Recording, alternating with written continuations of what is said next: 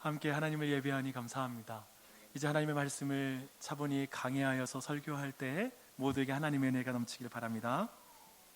우리 교회는 가스펠 프로젝트라는 성경 공부 교재를 따라서 매 주일마다 동일한 본문으로 모든 부서가 설교를 하고 있습니다. 그리고 소그룹 모임에서 또 그것을 구체적으로 적용하는 그런 일을 하고 있습니다.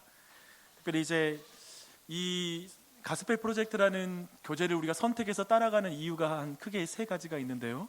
그 첫 번째는 창세기부터 요한계시록까지 3년에 거쳐서 성경의 중요한 사건과 그리고 교리를 배울 수 있기 때문에 우리는 이 순서를 따라가고 있습니다.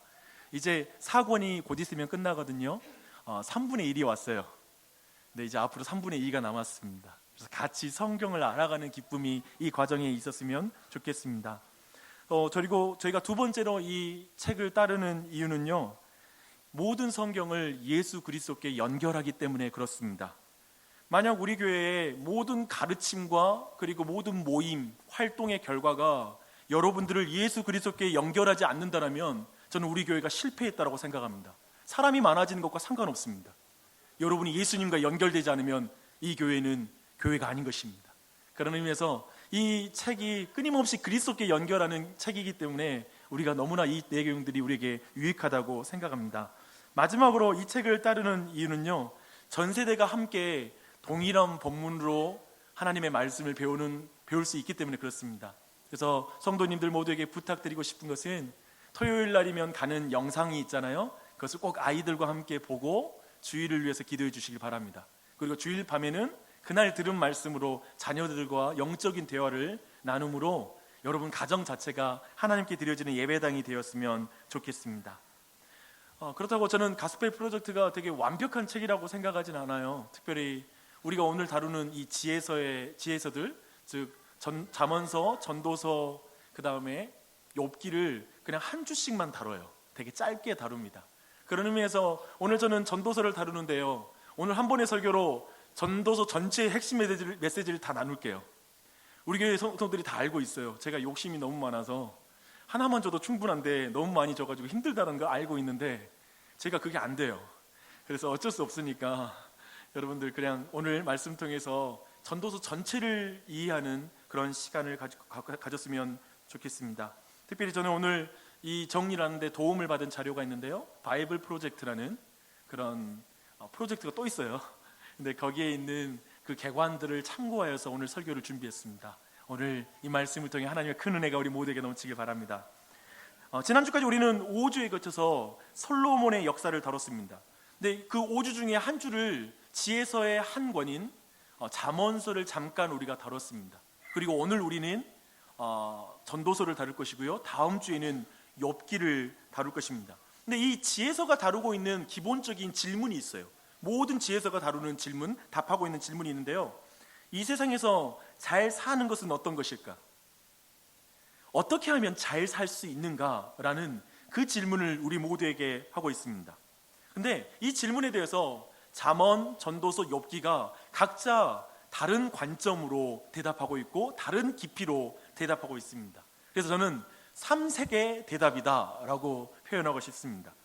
근데 이 잠언을 우선 먼저 그 사람으로 비유하자면 이런 거예요. 잠언은 마치 젊고 총명한 선생님과 같아요.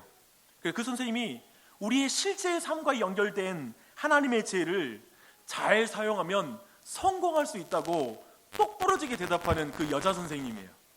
상상이 되시죠? 그래서 꼭 연결할 필요는 없지만 굳이 이해를 위해서 잠언의 느낌을 여러분에게 설명하자면 마치 이 잠언은 알리바바의 창업자인 마윈과 비슷해요. 여러분 마윈을 아시나요? 그 마윈의 성공 비결에는 이런 식이에요. 그렇게 하면 성공할 수 있다 라는 그런 원인과 결과에 대한 큰 확신이 있어요. 그래서 열심히 살면, 그리고 이렇게 지혜롭게 행동하면 인생은 성공이 보장돼 있다라는 식으로 그걸 바로 연결하는 스타일입니다. 근데 물론 여러분의 인생의 시즌에 따라서 이것이 와닿는 사람이 있을 것이고요, 어떤 사람은 그런 게 되나? 라는 식으로 약간 무시할 수 있어요. 하지만 여러분 부정적으로 이 내용을 들을 필요는 없습니다. 그 또한도 인생을 어떻게 하면 잘 살 것인가에 대한 진지한 대답이기 때문에, 또 맞은 대답이기 때문에 그렇습니다. 근데 이제 전도서로 한번 이해해 보게요. 전도서를 사람으로 비유하자면 전도서는 현명한 중년의 비평가로 은유할 수가 있습니다. 그래서 이 중년의 비평가는 마치 잠언에 젊고 청명한 그리고 똑부러운 대답을 하는 여자 선생님에게 이렇게 말하는 거예요. 당신은 지혜를 잘 사용하면 성공적인 삶을 살 수 있다고 말하는군요. 하지만 제가 당신에게 한 가지 질문이 있습니다. 도대체 성공적인 삶이란 무엇입니까? 어때요? 해 아래에서 삶은 헛된 것입니다. 이렇게 대답을 하는 거예요. 전도자의 관점이 마음에 드세요? 아마 저는 알아요. 이 중에 어떤 사람은 잠언에 똑 부러지고 1 더하기 1은 2야, 이렇게 인생을 도식처럼 말하는 것보다 도리어 의외성이 많다라는 것을 더 인생 가운데 경험한 분은 아마도 전도서의 이 중년의 비평가의 말이 더 와닿을 것입니다. 여러분의 마음에 드는 것과 상관없이 지금 이 질문이, 그러니까 인생은 뭐야? 성공이란 게 뭐지? 라는 질문이 여러분에게 매우 중요한 질문이라는 것을 여러분이 느끼셨으면 좋겠습니다. 전도자의 저 질문들을, 다루고 있는 질문들을 제가 더 말씀드릴게요. 인생에는 어떤 의미가 있는가? 왜 우리는 여기 있는가? 우리가 하는 일은 정말 중요한가? 역사는 어디를 향해 가고 있는가? 세상에 정의가 있는가? 죽음 너머에는 무엇이 있는가? 이따금 인생이 의미 없다고 보이는 그 이유는 무엇인가? 우리 마음 가장 깊은 곳에 있는 아픔과 갈망을 달랠 수 있는 것인가? 어떻습니까? 이 질문이 여러분에게도 와닿습니까? 어쩌면 이 질문은 산속에 계신 분들이 하는 질문들과 좀 비슷해 보이지 않으세요? 저는 대학교 때 제가 글쓰기에 대한 맛을 들였어요. 그래서 글쓰기를 너무 좋아해서 글쓰기를 배우려고 한동안 제가 탐독했던 책들이 있습니다. 한 저자의 책이에요. 그 저자는 누구냐면 법정 스님이에요. 개인적으로 저에게 있어서 지금까지 최고의 수필가는 법정 스님이에요. 근데 그의 수필을 통해서 저는 인생, 일상, 우주, 사람에 대한 불교의 관점을 배울 수 있었습니다. 좀 엿볼 수 있는 거죠. 근데 법정이라는 사람을 통해 풀어진 불교의 전도서를 읽었다고 생각해요. 그 안에도 수없이 많은 인생에 대한 관점이 있으니까요. 근데 자연스럽게 개인적으로 그 당시에 저는 신학생이었거든요. 신학대학교를 다녔기 때문에.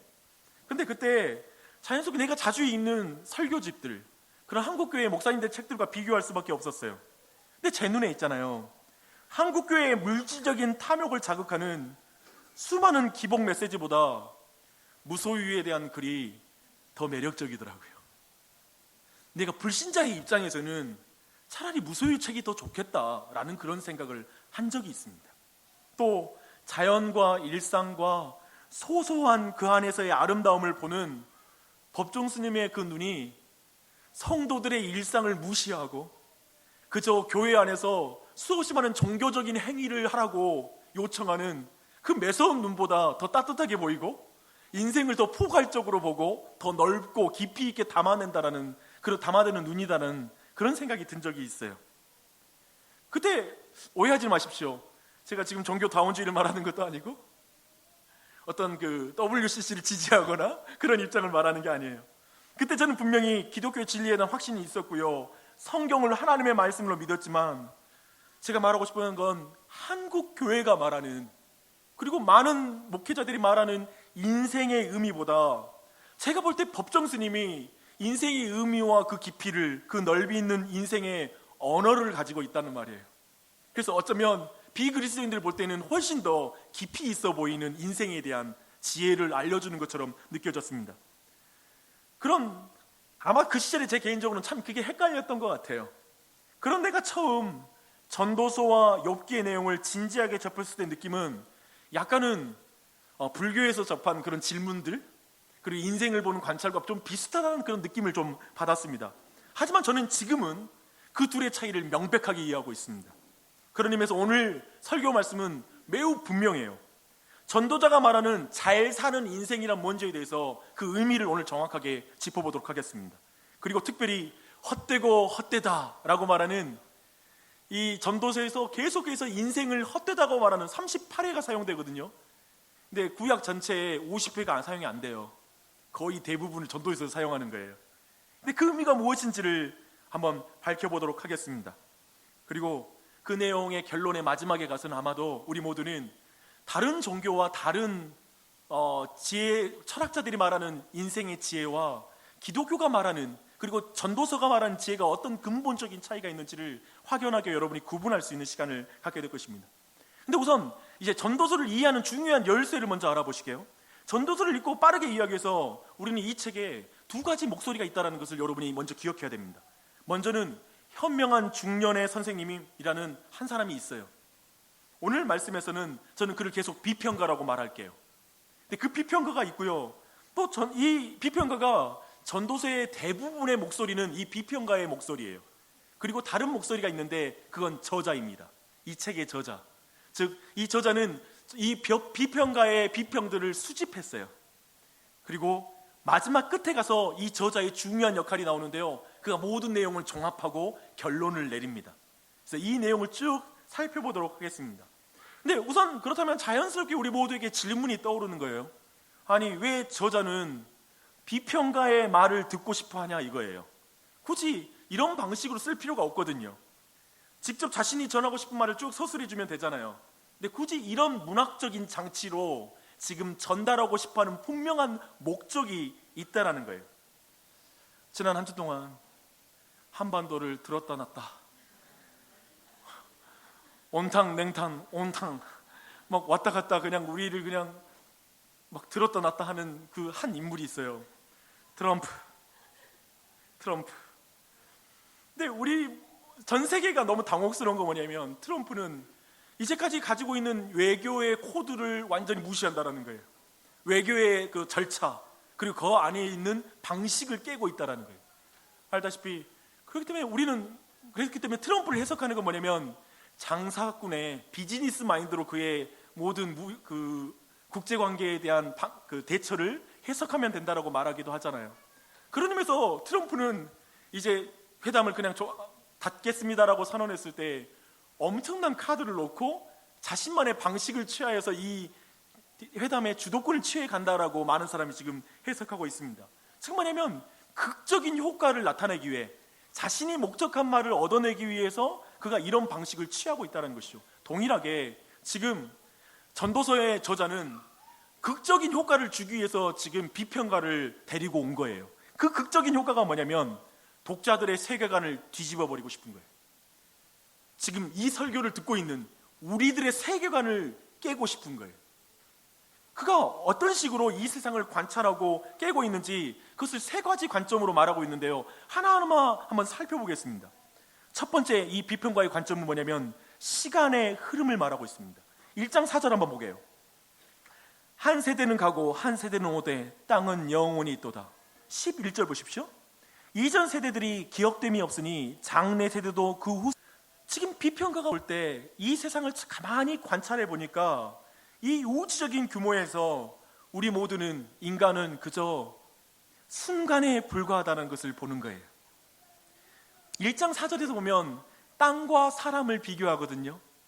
땅은 영원한데 인생은 쉽게 바뀐다, 사라진다라는 걸 말하고 있습니다. 지금 비교하는 거예요. 우주라는 공간에 우리를 비교하면 우리는 한 점에 지나지 않는 장소에 살아갈 뿐이에요. 영원이라는 시간과 우리의 인생을 비교하면 찰나에 우리는 살고 있는 거예요. 근데 이 찰나라는 말은 산스크리트에서 나온 말이거든요. 힌두교의 용어예요. 힌두교의 신이 눈을 깜빡거리는 시간이 찰나예요. 인생이 그렇다라는 거예요. 이것을 우리는 또한 다른 말로 순식간이라고 말하기도 해요. 여기에서 순은 눈을 깜빡거리는 시간이고요, 식은 뭐냐면 숨을 내쉬는 데 걸리는 시간이에요. 인생이란 그렇게 영원과 비교해 볼 때 그렇게 잠시 동안에 점과 같은 장소에 살다가 인생이 사라지는 거예요. 근데 성경은요, 좀 더 나가요. 어떻게 나가냐면, 창조주와 하나님과 비교하면 그 별들도 태어나고 죽고 소멸한다라고 말하는 거예요. 우리가 볼 때 영원할 것 같은 산도, 그 모든 우주도 불타 사라질 것이라고 성경은 말하고 있는 것입니다. 이런 우주적인 배경을 통해서 볼 때 인간이란 존재가 얼마나 작은 존재인지를 비평가는 날카롭게 통찰하는 거예요. 인생은 말이에요, 우리 인생이 얼마나 작은지, 그리고 얼마나 순식간에 가는지 알 때 인생을 바르게 살 수 있는 거예요. 그렇죠? 그런 지혜를 지금 비평가는 말하고 있습니다. 두 번째 비평가의 관점은 이제 자연스럽게 이어지는데요, 우리 모두는 죽는다라는 거예요. 그렇지 않겠습니까? 그래서 3장 19절은 이렇게 말합니다. 짐승이 죽음같이 사람도 죽으니. 그리고 9장 2절로 3절, 우리 설교 노트에 있으니까요, 봐보세요. 모든 사람에게 임하는 그 모든 것이 일반이라 죽음이죠. 의인과 악인, 선한 자와 깨끗한 자와 깨끗하지 아니한 자, 제사를 드리는 자와 제사를 드리지 아니하는 자에게 일어나는 일들이 모두 일반이니 선인과 죄인, 맹세하는 자와 맹세하기를 무서워하는 자가 일반이라. 일반이라서 우울하시죠? 이런 말 들으면. 열심히 그냥 산다고 살고 있는데 잘 살아도 죽고 못 살아도 죽는다고 그러니까 괜히 화따구가 나죠. 그렇죠? 이 안에 포함된 것은 그저 죽음만이 있는 게 아니에요. 사실은 인생의 고통도 포함된 게 이 죽음의 의미입니다. 고통이 일반입니다. 자세히 비평가가 통찰해 보니까 예수 잘 믿어도 병들고 고통을 받네요. 인생 꼬이네요. 이걸 보는 거예요. 그 의외적인 것을 같이 보는 거예요. 신자와 불신자를 가리지 않고 불행이 찾아간다는 걸 알게 되는 것입니다. 이게 비평가가 가지고 있는 두 번째 관점이에요. 이 관찰 역시 자연스럽게 세 번째 중요한 관점으로 가게 연결이 됩니다. 뭐냐면 인생은 예측할 수 없다입니다. 따라하겠습니다. 인생은 예측할 수 없다. 여기에서 사실 젊고 스마트하고 똑부러진 대답을 하는 잠언의 그 관점과 약간 다른 관점을 전도서가 제시하고 있습니다. 잠언서에서는 인생은 예측 불허한 게 아니에요. 예측 가능한 거예요. 잠언은 사실 되게 교과서적인 답을 줘요. 그래서 아까 말한 것처럼 마인으로 대변되는 산업시대를 살고 있는 사람들에게는 잠언서가 굉장히 더 와닿을 것 같아요. 이렇게 살면 결과가 나오니까. GDP가 성장할 때 모두 달려들면 산을 옮길 수도 있을 것 같았던 새마을 운동 시대에 그런 정신이 충만한 사람이 아직도 있어요, 우리나라에. 그런데 오늘날 우리나라는 약간 거기에서 이 둘이 겹쳐 있는 것 같아요. 전도서와 잠언서의 이 인생의 보상에 대한 관점이 같이 있는 것 같아요. 우리 둘째 형님, 우리 가족이 달라요. 우리 둘째 형님은 하면 거의 돼요. 되게 살아요, 열심히. 그래서 본인은 자신감이 넘쳐나요. 그래서 예수를 안 믿어요. 그런 사람이 있고요. 지금 한 가정 안에도 그런 사람이 있고요. 한 가정 안에 인생 그렇지 않아 라고 이렇게 말할 수 있는 사람도 있어요. 어쩌면 지금 잠언서는 열심히 하면 안 될 것이 없다. 안 되는 것은 너의 노력이 부족했기 때문이야. 네가 불순종했으니까 그런 인생 사는 것이지 라고 마치 그렇게 말하는 것처럼 보여요. 그래서 잠언서의 대답은 뭐냐면 선행과 보상 사이에 명확한 인과관계가 있다라는 거예요. 그런 관계가 있는데 지금 이 전도서의 중년의 비평가는 세상을 관찰할 때 인생에서 이렇게 명확하게 인과관계가 없을 때가 있다.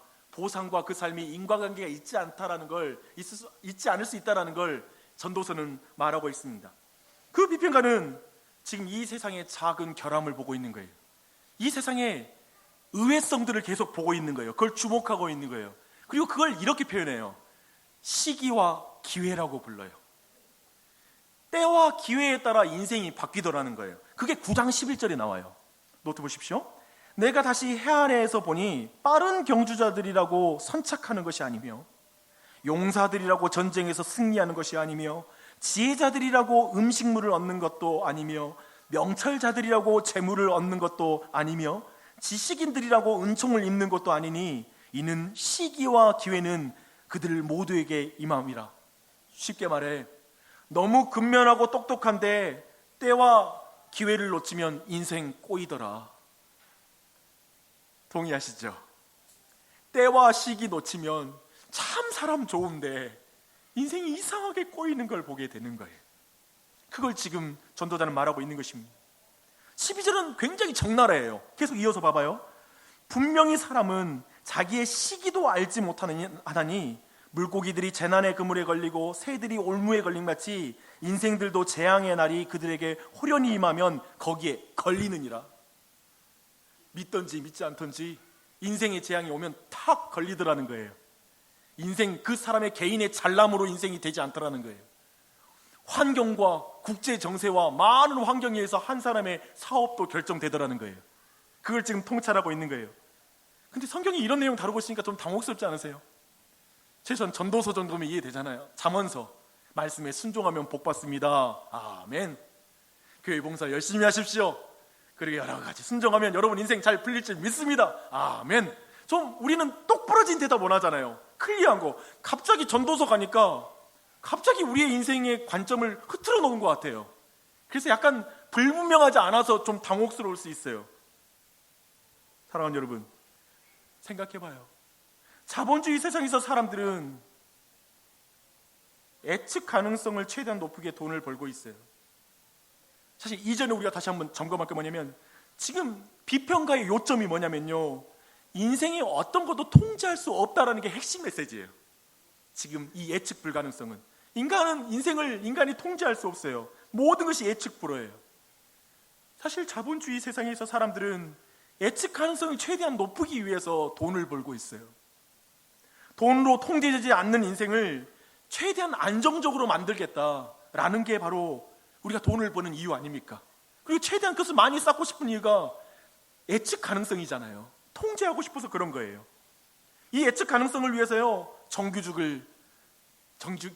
돼야 돼요. 그게 너무 중요한 거예요. 예측 가능성 때문에 공기업에 사람이 몰리는 거예요. 예측 가능성 때문에 통제하고 싶기 때문에 공무원이 되고 싶은 거예요. 생각해봐요. 우리 아이들 세대에서는 전에 없는 자유함과 그 다양성이 존중받는 세상이잖아요.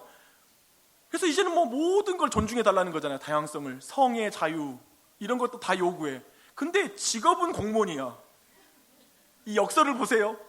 그 다양한 사람들이 다 공무원을 해야 돼. 왜? 통제할 수 있는 인생이 되기 위해. 그리고 내 자녀들을 공무원 되게 하기 위해 우리는 공부를 시키는 것이죠. 그리고 애들에게 투자해야 되죠. 왜냐하면 통제 가능한 인생이 되게 하기 위해서. 그런데 팀 매키 목사님이 이 부분을 이렇게 말해요.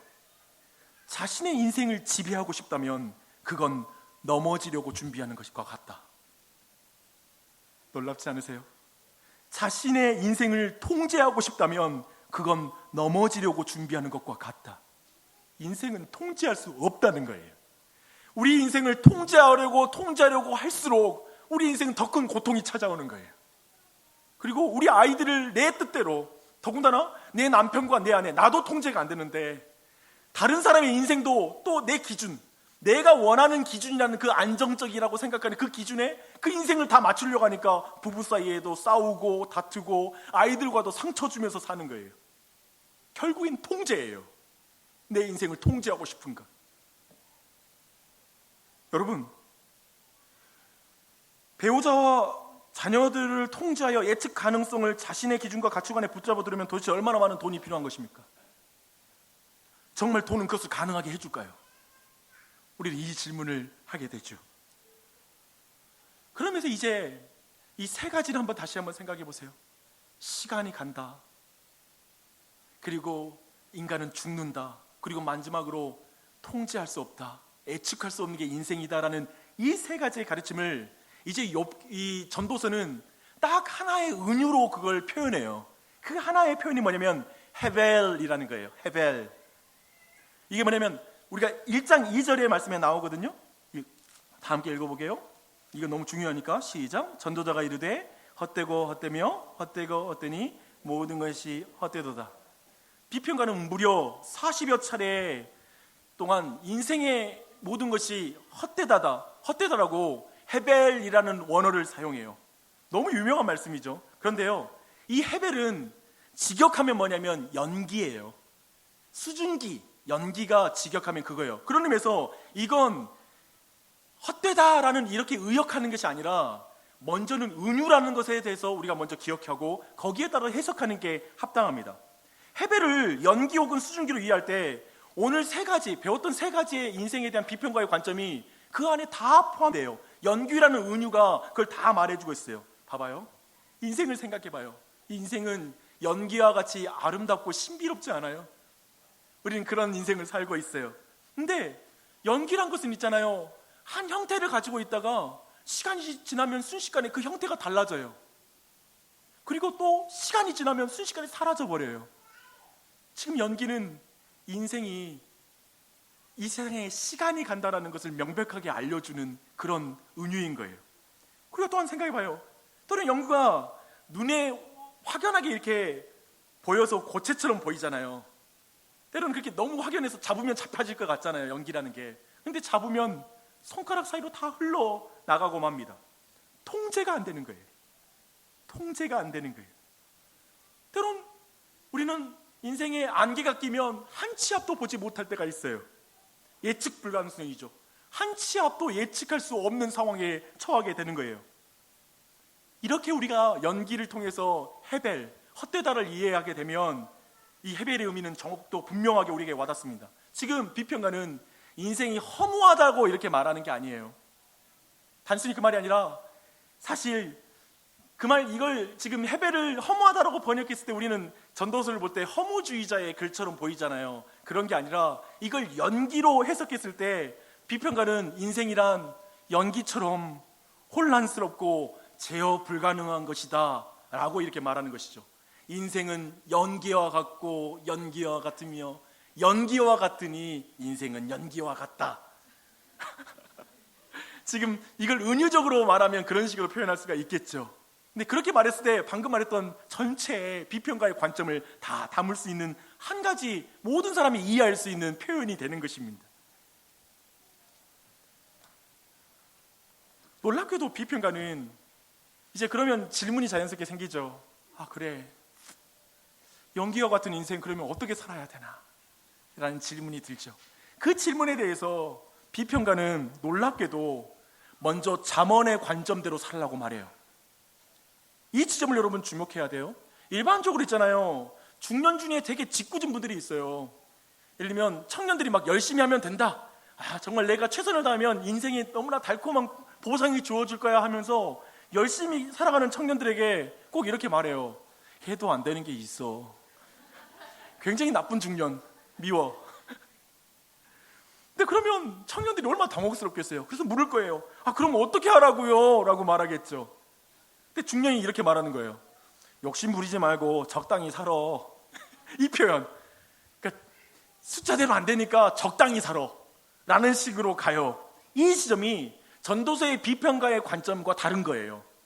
비평가는 이 세상에서 지혜를 배우고 주님을 경외하며 사는 것이 좋은 삶이라고 말하는 거예요. 잠언서의 지혜대로 하나님의 말씀에 순종하며 사는 게 복된 삶이라고 말하는 거예요. 그런데 앞에서 우리 분명히 봤잖아요. 비평가는 그게 성공을 보장하지는 않는다고 말했어요. 그렇잖아요. 여기서 주목하셔야 돼요. 지금 비평가는 우리가 하나님의 말씀대로 따라가고 하나님을 경외하며 살아도 이 세상에서 모두 보상을 받을 수 있지는 않다라고 말하는 것뿐이에요.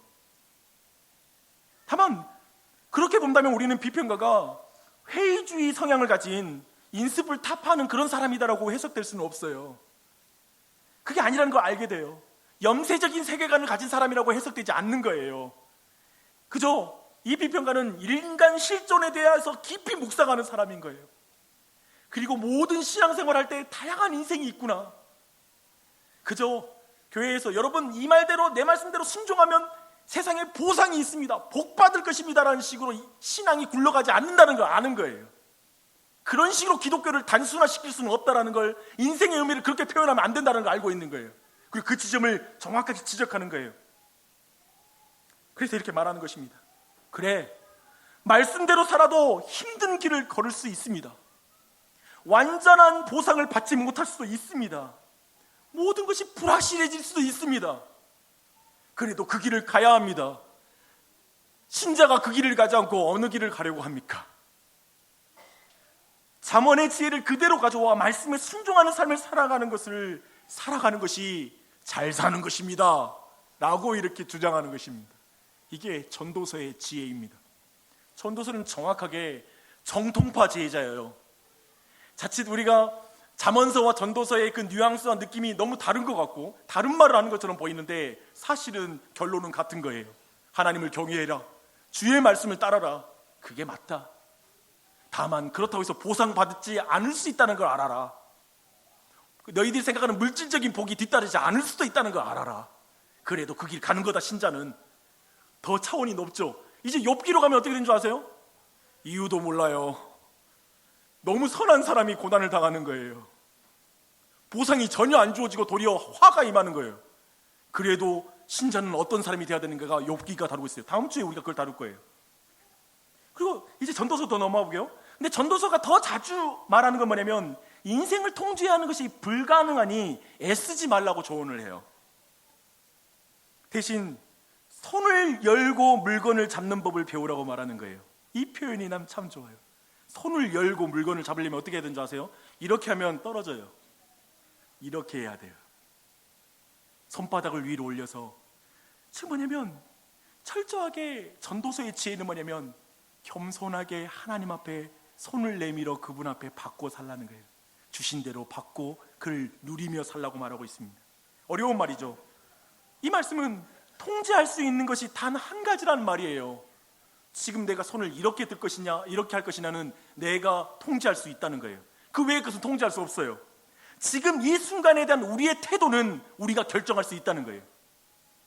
그래서 걱정을 그만두고 친구들과 좋은 대화 나누라고 조언을 해요. 그리고 내리쬐는 햇살을 즐겨라. 바람이 불 때 그 바람이 머리를 스치고 지나가는 그 시원함을 누려라. 당신이 아끼는 이들과 좋은 식사해라. 거창한 거 하려고 하지 말고 집에 초대해서 같이 밥 먹고 웃고 떠들어라. 그렇게 조언하고 있어요. 특징이 뭔지 알겠죠? 모두 사소한 일이에요.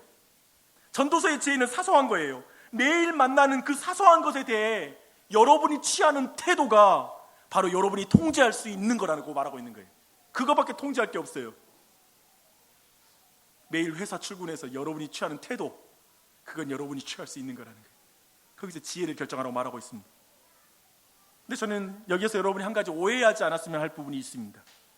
지금 전도자는 야, 미래가 어떻게 될지 통제 안 되니까 그냥 지금 막 살아, 그걸 말하는 게 아니에요. 그리고 비전 필요 없다, 계획 세우지 마라, 이게 전도서가 말하는 게 아니에요. 그리고 우리에게 매우 소극적인 그냥 너에게 주어지는 대로 인생 그냥 끌고 가라는 게 지금 전도서의 지혜를 말하는 게 아니에요. 전도서가 철저하게 강조하는 게 뭐냐면 인생은 통제할 수 없다. 인생은 통제할 수 없다. 그걸 지금 강조하고 있는 것입니다. 사물을 꿰뚫어 보고 나서 시원하게 우리에게 도전적인 방식으로 인생을 도리어 적극적으로 살라는 저는 방식이라고 저는 받아들입니다. 손 펴고 살라. 저는 이게 적극적이지 않으세요? 모든 상황에 전천후로 감사할 수 있는 삶, 굉장히 행복한 삶 아니에요? 그걸 지금 말하고 있는 거예요. 그래서 비평가는 독자에게 더 깊은 사고와 반성을 불러일으키는 거예요. 지금 너 인생 어떻게 살아가냐? 너 인생 지금 이렇게 살고 있지 않아? 손을 바닥에 두고 뭔가 꽉 잡으려고 이러고 있지 않아? 기억해, 잡는다고 해서 잡아지는 게 인생 아니야. 행복은 네 손으로 꽉 쥐어서 잡아지는 게 아니야. 돈으로 살 수 있는 게 아니야. 손 펴. 근데 손 펴는데 손을 아래로 두지 말고 위로 들려. 겸손해. 겸손해. 지금 이걸 요구하고 있는 것입니다. 전도서는 같은 말을 반복하지 않아요. 지금 잠언서를 다른 버전으로 지금 말하고 있는 거예요. 이해되시죠? 교과서적으로 말하지 않아요. 도발적이에요. 하지만 결론은 매우 낙천적이에요. 그리고 매우 유쾌해요. 헛되고 헛되다는 말을 안개로 우리가 해석하면서 보면 훨씬 더 전도서는 우리에게 밝게 읽혀질 수 있어요. 이것이 전도서의 놀라운 지혜입니다. 할렐루야. 여러분은 전도자의 지혜에 대해서 어떻게 생각하십니까? 이젠 쭉 전도자의 지혜를 배웠어요. 여러분 와닿으세요? 그리고 여러분 관점에서 느끼는 느낌이 다를까요? 보니까요, 우리 안에도 지금 상업 시대를 살고 있는 사람이 있어요. 하면 된다, 뭐 이런 인생관, 그리고 그걸로 이제까지 살아오신 분이 있어요. 그게 틀린 게 아니에요. 틀린 게 아니에요. 그 여러분 안에 인생의 쓴맛을 보고 이 자리에 있는 분도 있어요. 또 욥기와 같은 질문을 가지고 있는 사람도 있을 거예요. 여러분 그런 사람들라서 이 본문에 대한 느낌이 다 다를 것입니다. 어떤 사람은 전도서가 왠지 인생을 허무하게 만드는 것 같아 라는 이런 느낌으로 전도서를 읽을 수 있고요, 어떤 사람은 왠지 까르페 디엠을 말하는 것 같아. 오늘을 즐기라, 까르페디엠, 뭐 그것과 비슷하잖아요. 오늘을 지키라.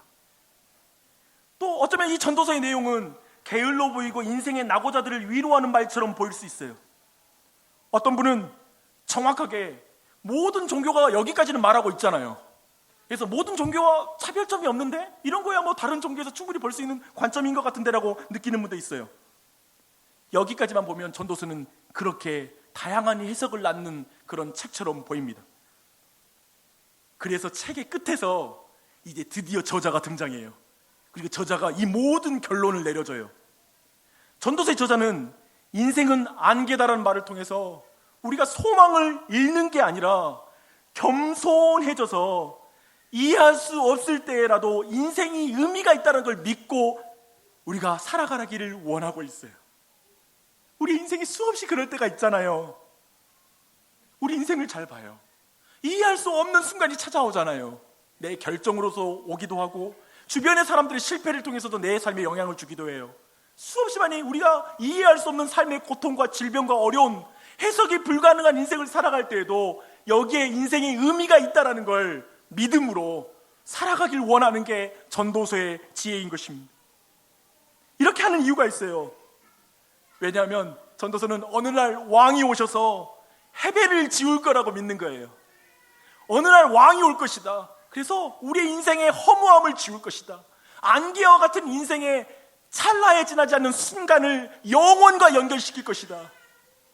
이게 모든 종교와 다른 거예요. 모든 종교는 찰나를 찰나로 그냥 받아들이고 그 상태를 살아라라고 말하는 거예요. 그러나 기독교만이 오직 유일하게 왕이 오셔서 찰나일 수밖에 없고 죽을 수밖에 없는 인생을 영원한 생명과 연결시킨다. 그리고 그 안에서 인생의 의미를 발견하게 만드는 것입니다. 그리고 또 저자는 우리에게 이 모든 일에 대한 우리의 반응은 하나님을 경외하고 그리고 그의 계명을 지키는 것이라고 말하고 있습니다. 그러면 그 내용을 보게요. 12장 13절로 14절이에요. 우리 노트에 있어요. 12장 13절 14절 함께 읽겠습니다. 이 일의 결국을 다 들었으니 하나님을 경외하고 그의 명령들을 지킬지어다. 이것이 모든 사람의 본분이니라. 하나님은 모든 행위로 모든 은밀한 일을 선악간에 심판하시니라. 그렇죠? 결론은 잠언서와 동일해요. 여호와를 경외해라. 그의 말씀을 지켜라. 그게 너희의 본분이다 라고 말하고 있습니다. 근데 왜 그럴지 구체적인 이유를 3장 11절에서 그 이유를 말하고 있어요. 하나님은 모든 것을 지으시되 때를 따라 아름답게 하셨고 또 사람들에게 영혼을 사모하는 마음을 주셨느니라. 그러나 하나님이 하시는 일의 시종을 사람으로 측량할 수 없게 하셨도다.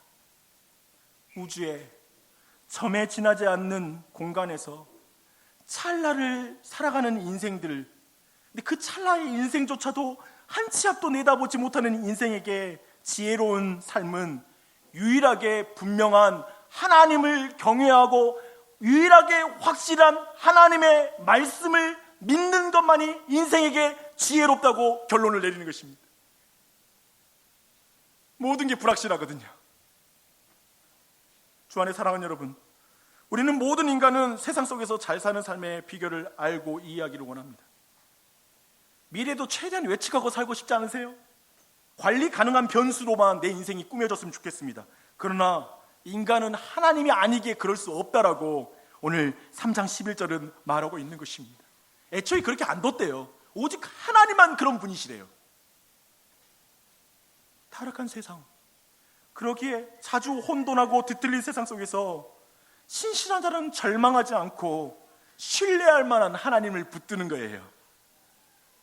신실한 자는 하나님이 행하시는 것을 볼 수 없을 때에도 하나님을 경외하고 그의 명령을 지키는 것이 무슨 뜻인지 알고자 힘쓰고 애쓰는 거예요. 그리고 모든 것에 대한 지식을 하나님께 맡겨드리는 거예요. 그게 지혜롭다라고 전도서의 지혜자는 말하고 있는 것입니다. 이게 전도서의 지혜입니다.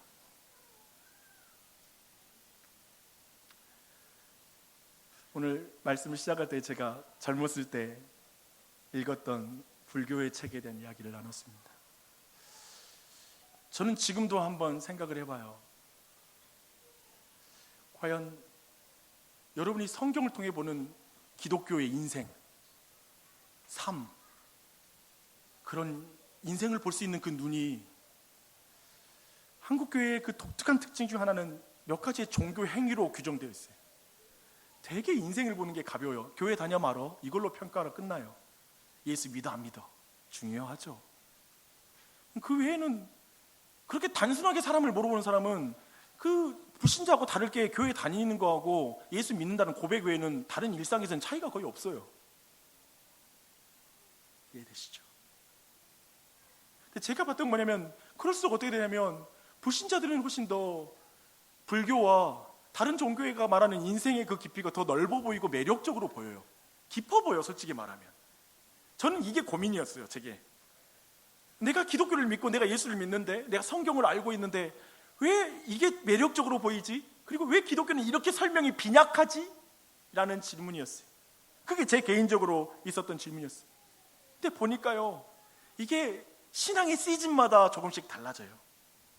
하긴 하는데, 제가 보는 건 뭐냐면, 기독교는 타 종교와 너무 다르게 그 모든 것과 구별되는 그 지점들을 분명하게 보는 것은 철저하게 하나님, 그 하나님, 영원하신 하나님이 마지막 날에 그 영원하신 하나님과 연결될 때만이 순간을 사는 의미가 회복되고, 직장에서의 작은 삶이 의미가 회복되고, 내가 뭔가 일을 할 때 그 자체의 일에 대한 의미가 부여된다는 거예요. 하나님하고 연결될 때. 이게 모든 철학과 다른 거예요. 창조주와 연결될 때, 영원한 존재와 연결될 때 찰나를 사는 것이 의미가 되고, 무한하신 하나님을 믿을 때 내가 이 작은 공간에서 내가 드리는 작은 봉사가 의미 있어지는 거예요. 설거지가 의미 있어지고, 내 일상에서 친구들과 수다를 떨며 살짝 위로하는 말이 값져지고, 옆에 있는 사람이 슬퍼하면 잠시 어깨를 토닥여주는 게 하나님과 연결될 때 존귀한 예배가 되고, 이런 작은 일상의 소소함과 모든 자연과 만물을 보는 눈의 시야가 열려서 풍성하게 모든 색깔을 품어내고 다양함을 품어낼 수 있는 그 인격의 깊이가 형성이 되고, 모든 것을 하나님과 동행하면서 모든 인간의 본래의 자질과 이성과 감정과 모든 인격과 모든 것이 넓어지고 풍요로워지고, 그 모든 것으로 그저 세상을 대할 줄 아는 존재가 되기 시작하는 거예요. 이건 완전히 달라요. 저는 여러분이 잠언, 전도, 욥기를 통해 풍요롭고 따뜻하고 충만한 지혜로운 삶을 살았으면 좋겠어요.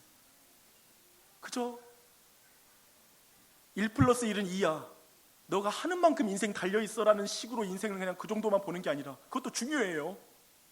젊은이에겐 그렇게 읽히고 가르쳐야 돼요. 나도 그 원리에 따라야 돼요. 은혜 받으려면, 유지하려면 말씀 봐야 돼요. 기도해야 돼요. 의외성 가지고 인생의 근본적 원리를 떼우려고 하지 마세요. 매우 중요하다는 거예요. 인생의 기본 원리를 지키게 만드는 것. 그 지키는 거 안에서 의외성이 나타나는 많은 것들을 전도서를 통해서 이해해요. 욥기를 통해서 이해해요. 그럴 때 풍요롭고 균형 잡히고 넓은 신앙의 인격으로 자라게 되는 거예요. 여러분이 오늘 전체 잠언 그리고 지혜서의 전체 맥락과 함께도 또 이해를 같이 나눴습니다. 오늘 이 말씀이 우리 각자에게 하나님이 주는 말씀이 되었으면 좋겠습니다. 사실 전도서는 안 되는 여러분, 내가 행한 대로 안 되는 인생들을 껴안는 하나님의 넓은 지혜입니다. 잠시 기도할 때 오늘 들었던 말씀 가운데 하나님이 주신 말씀들 그리고 깨달음들, 그 안에 하나님께 기도하며 하나님께 경외하도록, 주님을 더할 수 있도록 기도하며 나아가겠습니다. 전도서의 지혜를 부어달라고 기도하시게요. 기도하겠습니다. 주님, 오늘 전도자의 말 그대로 우리가 듣습니다. 인생은 안개야, 인생은 연기야, 내가 통제할 수 없어. 네가 붙잡는다고 붙잡아지는 게 인생이 아니야. 인생은 순식간에 바뀌는 거야. 시간 앞에 장사가 없어.